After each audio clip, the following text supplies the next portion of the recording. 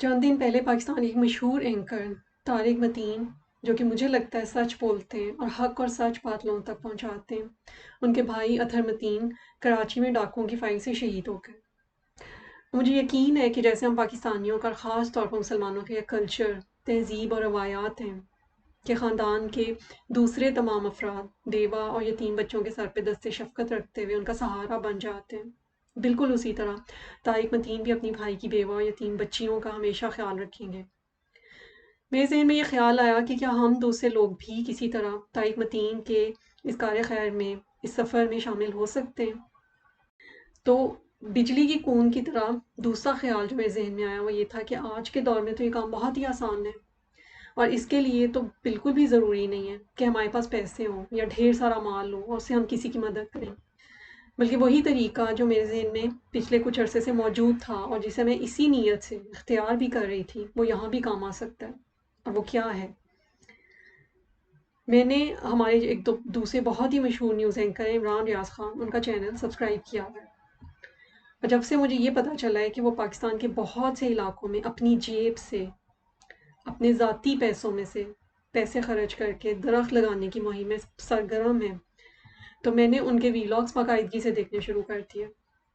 ظاہر ہے اس کی ایک وجہ تو یہ کہ میرے خیال میں وہ ایک سچ اور حق کی بات کرنے والے انسان ہیں، اور پاکستان اور دنیا کے حالات سے باخبر رہنے کے لیے ایک بہترین ذریعہ ہے، جیسا کہ میں نیوز چینلز کو نہیں دیکھتی ہوں، تو ایسے میں ارد گرد کے اور دنیا کے حالات سے باخبر رہنا بھی ضروری ہے۔ ان کے ویلاگز بہت کافی ہوتے ہیں اس مقصد کے لیے۔ میں یہ کوشش کرتی ہوں کہ ان کی ویڈیوز نارمل سپیڈ پہ دیکھوں اور ان پہ چلنے والے ایڈز بھی اسکپ نہ کروں۔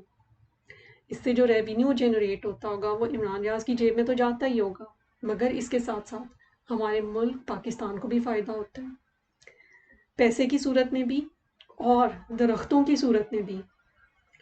اور ویسے بھی کینیڈا میں دیکھے گئے پروگرام کے کلکس اور اشتہارات کا ریونیو یقیناً پاکستان میں دیکھے گئے پروگرامز کے ان کے کلکس اور وہاں پہ جنریٹ ہونے والے، وہاں پہ جو ایڈس چلتے ہوں گے ان میں جنریٹ ہونے والے ریونیو سے کہیں زیادہ ہوگا۔ تو اب یہی طریقہ میں نے طارق متین کے چینل اور ان کی ویڈیوز کے ساتھ بھی ان کے لیے بھی میں نے اختیار کیا۔ ان کی ویڈیوز پر چلنے والے اشتہارات تو میں بالکل بھی اسکپ نہیں کرتی ہوں۔ یوں بھی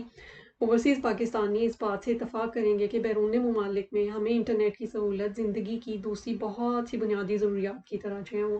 ہمیں حاصل ہیں، اور ہر ماہ ایک مخصوص رقم فیس کی مد میں دینے کے بعد ہمیں ان لمیٹڈ انٹرنیٹ بغیر کسی خرابی اور خلل کے جو ہے فراہم کیا جاتا ہے، جو کہ پاکستان میں ایسا نہیں ہوتا۔ تو اگر ہم تمام اوورسیز پاکستانی اس چیز کو اپنے ملک پاکستان کی خاطر ایک کار خیر سمجھ کے ایک مہم کی صورت اپنا لیں، اور پاکستان سے جنریٹ ہونے والی کسی بھی یوٹیوب چینل کی ویڈیوز جو ہمیں پسند ہیں، جو لوگ جو بھی شوق سے دیکھتے ہیں، دیکھنا پسند کرتے ہیں، وہ ان پہ آنے والے اشتہارات کو بھی چلنے دیں، جو چند سیکنڈ سے لے کے زیادہ سے زیادہ 1 2 یا 3 منٹ کے ہوتے ہیں، اگر انہیں اسکپ نہ کریں اور چلنے دیں تو سوچیں اسی ایک طریقے سے کتنا ریونیو اور کتنا پیسہ جو ہے وہ اوورسیز پاکستانی جو ہے پاکستان بھیج سکتے ہیں،